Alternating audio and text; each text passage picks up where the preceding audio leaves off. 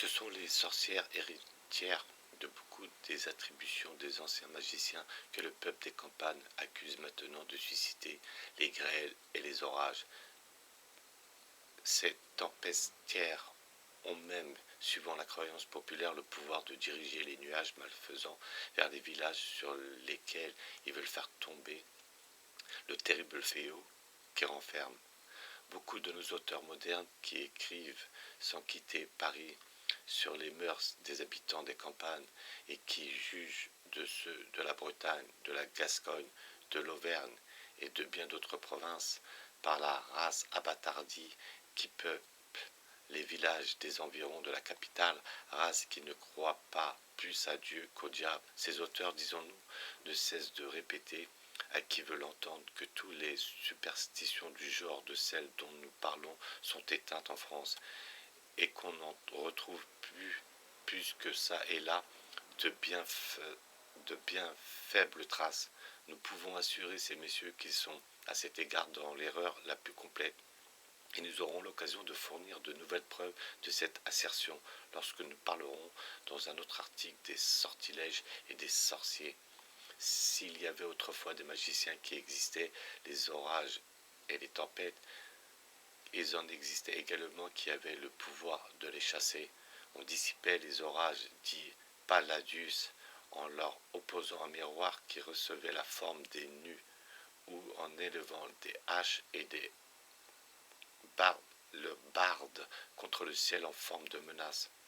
Il nous paraît vraiment bien digne de remarquer, de retrouver encore de nos jours les anciennes superstitions de la Perse et de la Chaldée chez les descendants des Celtes qui ont peuplé les contrées occidentales de l'Europe et de voir que ces mêmes croyances se sont également conservées parmi ces peuples d'origine asiatique qui habitent depuis tant de siècles les régions glacées de notre cercle polaire. Preuve nouvelle et bien frappante de cette communauté d'origine qui existe dans les fictions populaires des nations les plus éloignées les unes des autres et que nous avons déjà eu l'occasion de signaler bien des fois dans le cours de cet ouvrage. Hérodote rapporte in Pollinia que les mages qui accompagnaient Xerxès disposaient des vents à leur gré. Des Gaulois attribuaient le même pouvoir aux prêtresses de l'île de Saint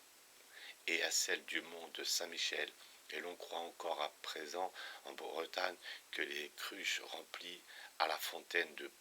Plougasnou donnent pendant 24 heures des vents favorables. Les sorcières de l'Irlande et du Danemark ont conservé ce privilège jusqu'à nos jours.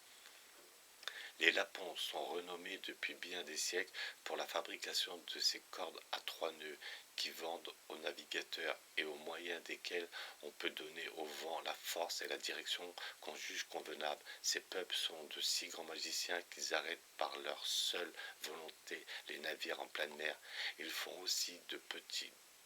dards de plomb qu'ils lancent en l'air en prononçant quelques paroles magiques et l'on est certain que le trait meurtrier va frapper la personne contre laquelle il est dirigé à quelque distance qu'elle puisse se retrouver. Mais aucun des peuples du Nord ne peut être comparé aux Finnois qui habitent les bords de la mer glaciale et de la partie la plus septentrionale de la Norvège. Krantz et Saxon Grammaticus, parmi toutes les histoires merveilleuses qu'ils racontent, les Finnois disent qu'ils résistèrent longtemps aux Danois avant d'être conquis par eux. Ayant été vaincus dans une dernière bataille et obligés de prendre la fuite, ils surent arrêter l'ennemi qui les poursuivait avec vigueur en jetant derrière eux des pierres qui se changèrent aussitôt en montagnes. Mais les Danois, ayant franchi cet obstacle, et jetèrent de l'eau qui se changea en un grand fleuve, que l'ennemi ne traversa qu'après bien des difficultés. Ce fut à la suite de cette affaire que les Finnois se soumirent à la couronne de Danemark. Au reste, le Nord a passé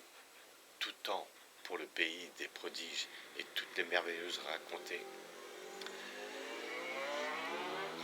par Hérodote, Strabon, Pline, Méla et tant d'autres anciens sur l'Ultima Thule, les régions hyperboréennes et les peuples qui les habitaient sont à peine égales par les récits plus modernes d'Adam, de Brême, d'Olos Magnus, Runeberg et de Saxon Grammaticus sur le Groenland. L'Islande est surtout la Biarmée, terre merveilleuse, de laquelle Otherus, l'un des héros du Nord, rapporta d'immenses trésors qui étaient gardés par des satyres et des enchanteurs qui commandaient aux éléments, fascinaient l'œil, nouaient l'aiguillette, déplaçaient la lune et brisaient les voûtes de l'enfer par la seule magie de leur chant. Le plus grand nombre des fictions populaires doit donc son existence à cette croyance générale dans la magie, la divination et les sortilèges qui semblent avoir existé de tout temps chez les peuples de l'ancien continent. Il paraît même certain que ces différents arts ont été exercés de la manière dans l'Antiquité et dans les temps modernes par ceux qui les pratiquaient. Cependant, malgré la conformité des croyances sur ce sujet, il est facile de remarquer qu'il y a toujours existé quelques différences assez sensibles entre la magie du Nord, que nous appellerons runique, et que l'on retrouve mêlée à tous les chants des Skaldes, et celle que nous nommerons romantique, parce que ces merveilles ont servi à embellir les ouvrages des romanciers. Mais cette distinction qui n'a pu être faite que par les savants n'a jamais existé réellement dans les croyances populaires. Les magies du Nord, comme la poésie qui en a fait un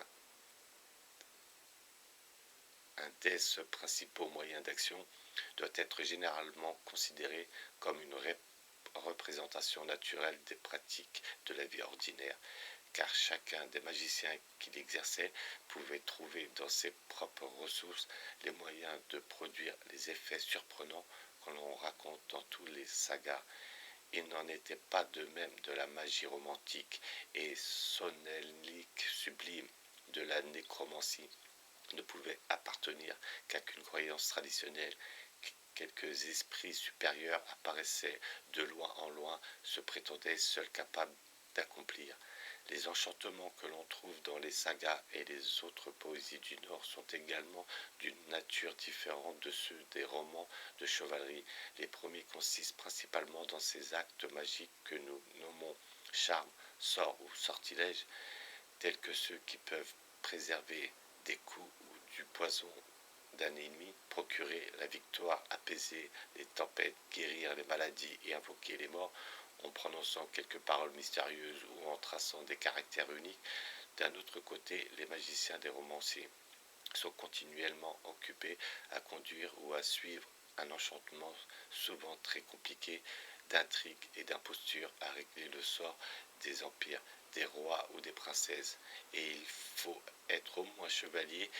et chevalière de quelque renom pour leur paraître digne d'une attention sérieuse. Il y a une espèce d'horreur barbare dans les incantations magiques des anciens Skaldes. Shakespeare seul parmi les modernes a réussi à les imiter dans la scène des sorcières de Macbeth. Il est à remarquer au contraire que les magiciens qui jouent le principal rôle dans les romans de chevalerie et dans les poèmes romantiques du XIVe siècle et XVe siècle ne présentent ordinairement à nos yeux que des visions agréables. Leur enchantement, quoique produisant parfois une certaine terreur, n'ont lieu néanmoins que dans les palais tout resplendissants d'or et de pierreries, au milieu des forêts silencieuses et sur les bords des eaux tranquilles où, mollement couchés sous de frais ombrages, les héros se reposent à loisir, environnés de parfums de fleurs. La magie runique est celle des Sagans et des Kennedy, invoquant Diane et la nuit au milieu des ossements et des tombeaux des Esquili et dépouillant de sa robe bordée de pourpre le bel enfant qu'elles ont dérobé et qu'elles vont offrir en sacrifice à l'enfer.